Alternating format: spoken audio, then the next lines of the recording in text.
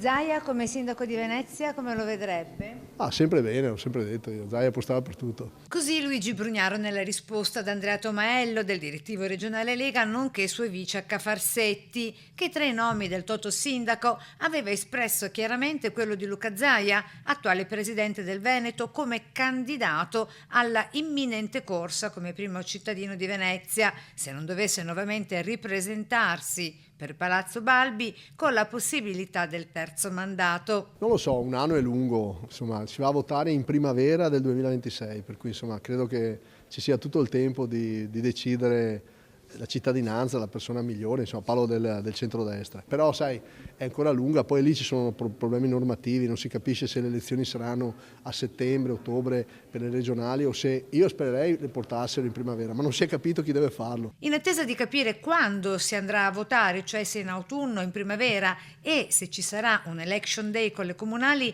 Brugnaro tira dritto, puntando sulla questione sicurezza. Dopo la zona rossa, la nave De Vero, in arrivo i tornelli alla stazione di Mestre, annuncia. Mi sembra che anche Ferrovie sta entrando nel concetto della sicurezza di Mestre, sarebbe la prima stazione di transito ad avere i tornelli all'ingresso. E li ho chiesti io, cioè, ho insistito tantissimo, io sono d'accordissimo, gli ho chiesto io le zone rosse, io farei una zona rossa dappertutto se potessi, cioè, perché secondo me se uno non ha niente da temere si fa controllare, ti controlli i documenti come si fa dappertutto. Quella di Mestre, quella di Venezia sono grandi stazioni trafficate, arriva un po' di tutto e questa gente poi si distribuisce, se uno pensa di passare a Mestre e fare quello che vuole si sbaglia.